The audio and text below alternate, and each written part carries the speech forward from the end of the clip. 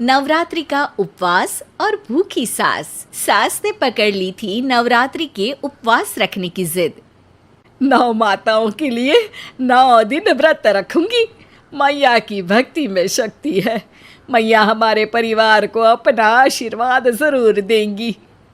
लेकिन अपना शरीर तो देखिए माँ जी, आपका एक पाँव घर में रहता है और एक पाँव डॉक्टर के यहाँ।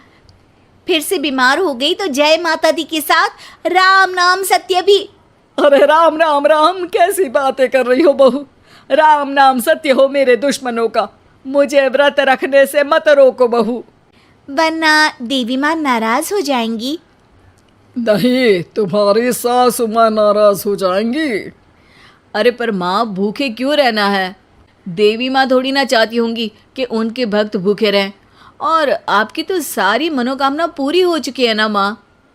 लालच है बेटा, लालच बुढ़ापे में भी खत्म नहीं होती। अरे तुम चुप करो जी, तुम्हारी भी उम्र है भक्ति भाव करने की। ज्यादा बड़बड़ की ना तो तुमसे भी उपवास रखवा लूंगी। हाँ, अरे रौद्र रूप क्यों धारण कर रही हो मेरी माँ, रख लो व्रत। ठीक है माँ, बस अपनी हेल्थ का ध्यान रखना। अरे उसकी चिंता तुम मत करो बेटा। मैंने टीवी पे देख लिया है कि व्रत में क्या क्या खाने से शरीर में कमजोरी नहीं होती। अच्छा ही है, वरना ऐसा ना हो कि 9 दिन के बाद तुम मैया के द्वार की जगह सीधा हरिद्वार। अरे तुम मुझे हरिद्वार क्यों भेजना चाहते हो? क्योंकि अब तुम्हें मायके तो भेजने से रहा। बाबूजी, क्यों माँ को परेशान करते रहते हो? अच्छा माँ, ये बता दो कि आपको व्रत में खाने के लिए क्या क्या चाहिए होगा। सास के सामने सब हार जाते हैं। माँ के कहे सामान को बेटा लेकर आता है। नवरात्रि का पहला दिन है। नाश्ता कर लो, स्वस्थ रहो, मस्त रहो। मेरा व्रत से ध्यान भंग मत करो। अच्छा ठीक है ठीक है, भूख लगेगी तो मेरी तरफ मत देखना, आई बड़ी। तुम कोई खाना हो जो तुमको देखूंगी, आए बड़े। माँ जी, ये लीजिए आपका फरियाली मिक्सचर, इससे व्रत नहीं टूटेगा। अरे इतना सा, दिन भर भूखी रहने वाली हूँ, थोड़ा तो और ला दे। पर ये सब तो सपोर्ट के लिए होता है ना माँ जी, पेट भर के थोड़ी ना खाना होता है। करवा चौथ का व्रत नहीं रख रही हूँ जो कुछ ना खाऊं पीऊं। हाँ यार, ये तो मैंने सोचा ही नहीं। तुम इतने सारे व्रत रखती हो तो मेरे लिए करवा चौथ का व्रत क्यों नहीं रखती? अरे जुबान पे तुम्हारा नाम न रखूं, व्रत क्या खाक रखूंगी तुम्हारे लिए। माँ के कहने पर बहू और भी फरियाली ले आती है, जिसे खाकर माँ डकार मारती है। इतनी जोर से डकारोगी तो दुर्गा मैया भी डर जाएंगी। तुमने तो उनके शेर से भी तेज आवाज निकाल दी। अरे शेर के जैसा पंजाबी मारती हूं मैं, देखना चाहोगे? तुम्हें पता है ना, व्रत रखते समय हिंसा वाली बातों से, विचारों से और बुरी चीजों से दूर रहना चाहिए। सही कहा, बुरी चीजों से दूर रहना चाहिए। इसीलिए तो तुमसे दूर जा रही हूं, दूसरे कमरे में। सास ने कई सारी ऐसी चीजें खाई जिनसे व्रत ना टूटे। बहू, सब्र का फल मीठा होता है। इसका मतलब ये थोड़ी है कि तू मुझे शाम तक फल नहीं खाने देगी। माँ जी, 1 घंटे पहले ही तो आपने इतना सारा।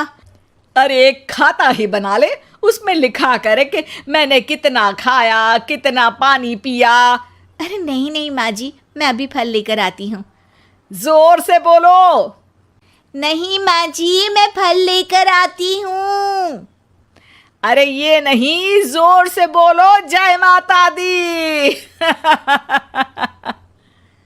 सासू माँ एक साथ बहुत सारे फल खा लेती है। माँ जी, इतनी जोर से मैं डर गई।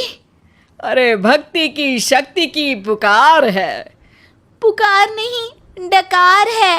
हाँ हाँ ठीक है ठीक है, चिप्स और लेकर आना जरा, उससे भी व्रत नहीं टूटता। माँ जी, आज ही सब खत्म हो जाएगा, नाश्ते का ही टाइम है। अरे ठीक है ना बेटा, मैं अब कुछ खाऊंगी ही नहीं, तुझे इतनी तकलीफ है तो।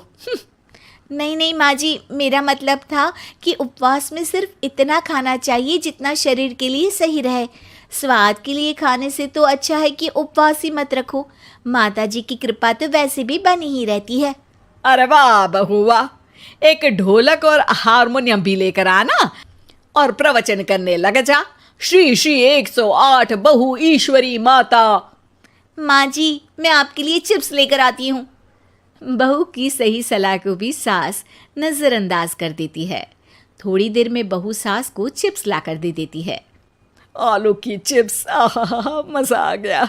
आलू किसी भी सब्जी में चला जाता है।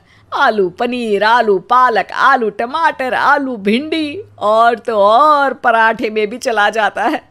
वैसे ही इंसान को भी हर स्थिति में आलू जैसा होना चाहिए। थोड़ी देर में वहाँ ससुर जी आते हैं। क्या चिप्स खा रही हो? अरे नहीं जी, दिख तो चिप्स ही रही है। अरे तो पूछ क्यों रहे हो? अरे गुस्सा क्यों हो रही हो? उपवास में गुस्सा नहीं करना चाहिए। और ऐसा तो है नहीं कि सिर्फ तुम उपवास करती हो, हमने भी तो किया होगा कभी। नहीं जी नहीं, तुम तो कर ही नहीं सकते। तुम उपवास में भी भेजा खाओगे और भेजा खाने से उपवास टूट जाता है। अच्छा थोड़ी सी चिप्स मुझे दे दो, मन ललचा रहा है। नहीं, उपवास के लिए है। तुम अपना खाना खा लेना जो भी बने। पूरा दिन सास कुछ ना कुछ खाती रहती है। जैसे ही रात होती है, बस उपवास हो गया, अब मैं खाना खाऊंगी। जो दिन भर से खा रही थी उसको क्या बोलते हैं? बाबूजी क्यों माँ को परेशान करते रहते हो? अरे लड़के, तेरी माँ दिन भर से इतना खा चुकी है कि देश में भूखमरी की समस्या इसी की वजह से बढ़ रही है। और खाने की दिक्कत नहीं है, कितना भी खाए लेकिन सेहत इधर उधर होती रहती है। कुछ ऊपर नीचे हो गया तो तेरी माँ खाने के बाद हाथ धोएगी और तू अपनी माँ से हाथ धो बैठेगा। अरे इत्तू सा तो खाया था, उपवास भी ना तोड़ू क्या? ठीक है, नहीं खा रही बस। अरे बहू तुम ही बताओ, ये इत्तू सा मतलब कितना खाया है इसने? ना जी ना, मैं कुछ नहीं बोलूँगी। खाना दे रहे हो या नहीं, या 9 दिन बिना जल के उपवास रख लूं? देने के लिए धमकी अच्छी है, सुनने में भी डरावनी लग रही है, पर जैसे तुम्हारी जुबान में स्वाद का खून लगा है ना, तुम भूखी नहीं रह पाओगी। मैं कसम खाती हूँ जी। अरे देखो, कसम भी खाओगी तुम। अरे कुछ और दे दो इसको खाने को। ये ले, दाल चावल खा ले बस। डॉक्टर भी कहते थे कि माँ को आए दिन पेट से जुड़ी समस्या रहती है। बस इसी के लिए घर वाले पहले उन्हें उपवास नहीं करने दे रहे थे, लेकिन जब उपवास करने दिया तो माँ ने इतना फरियाली खाया कि घर वालों की चिंता बढ़ा दी। और जैसा कि घर वालों को डर था, अगले दिन उनकी तबीयत खराब भी हो गई। डॉक्टर को बुलाना पड़ा। अरे जितनी बार आप बीमार होते हो उस हिसाब से तो मुझे एक क्लिनिक आपके घर में ही खोल लेना चाहिए। या फिर क्लिनिक में ही इनका एक अलग कमरा बनवा देते हैं डॉक्टर साहब। बाबूजी, पिताजी, मेरे जनक, क्यों हमेशा मजाक करते रहते हो? डॉक्टर साहब, माँ का पेट खराब है। क्या खाया था? जो मिला, जो दिखा, सब कुछ। अरे बस भी करो जी। बस तो तुमको करना था खाते वक्त। देखिए, खाना अच्छी बात है और उपवास भी आदमी को रखते रहना चाहिए, लेकिन तब जब शरीर लायक हो। पहले दिन ही बीमार हो गई तो 8 दिन कैसे होगा? आप व्रत मत रखो और खाने पीने पे ध्यान दो। मैं गोलियां दे रहा हूँ। आप भी कुछ खाने को ही दे रहे हो? हाँ, इससे जल्दी ठीक हो जाएंगी। समझ गई हैं आप? अब तो ठीक ही होना है ना मुझे। जोर से बोलो। जय माता दी। जय माता दी। जय माता दी।